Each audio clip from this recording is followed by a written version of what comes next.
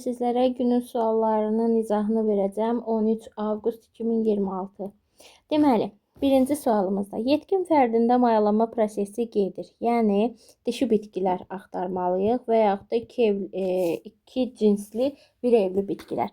Məsələn, sarı çiçəkli söyüd. Sarı çiçəkli söyüd erkəkdir. Ona görə biri götürə bilmərik. Dişi quş mamırını götürə bilərik, çünki dişidir. Yaşıl çiçəkləri olan söyüd dişidir, götürərik. Erkək quş mamırını götürmərik. Erkək qıjını.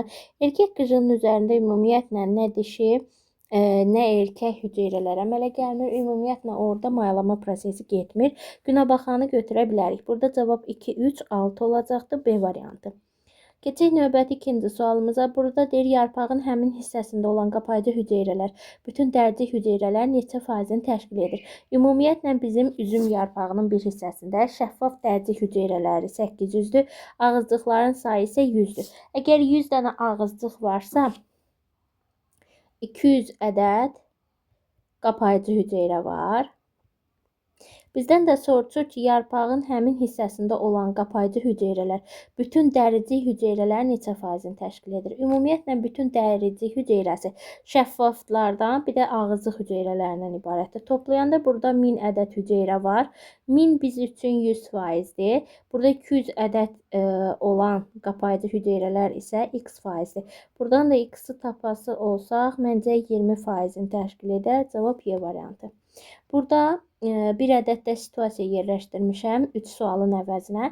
Situasiyamız belədir ki, biologiya dərsində müəllim yeni mövzu izah edərkən, izah etdikdən sonra insanda ontogenes prosesini əks etdirən sxem nümayiş etdirir.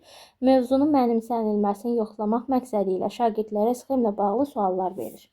Sxemimiz gördüyünüz kimi budur. Burada gördüyünüz proses deməli, ontogenezin embrional dövründə gedir. Mitoz bölünmədir, çoxalma mərhələsidir.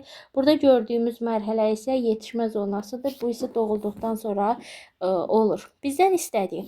Deyir, hansı rəqəmlə işarələnmiş hüceyrə yaxud hüceyrələrdə növbəti bölünməyə hazırlıq zamanı DNT-nin ikiləşməsi mərhələsi, yəni interfaza baş vermir. Bu hüceyrə yaxud hüceyrələrdə neçə atosom xromosomu var? Aha. Deməli, ilk öncə biz burada baxırıq ki, burada verilən bütün bölünmələrin hamısı mitozdur.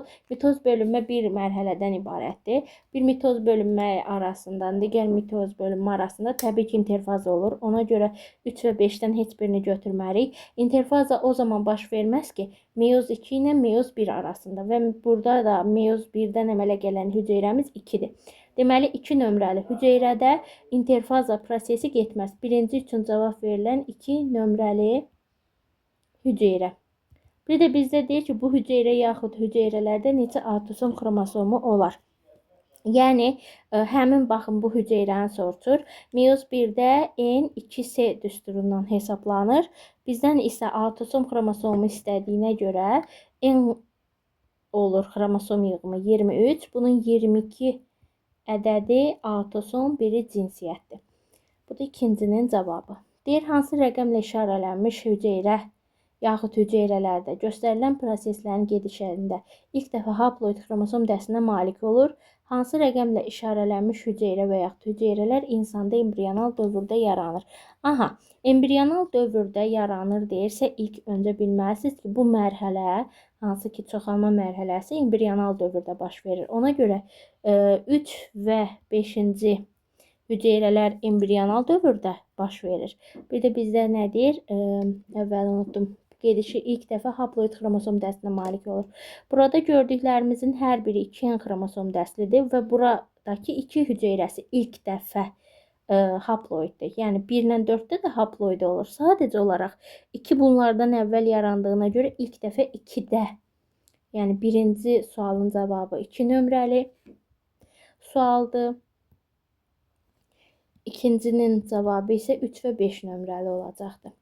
Sonuncu 5-ci sualımız. X kimi işarələnmiş hüceyrənin xromosom dəsti müəyyən edin. X-la işarə edilən bu mitozdan əmələ gəlir.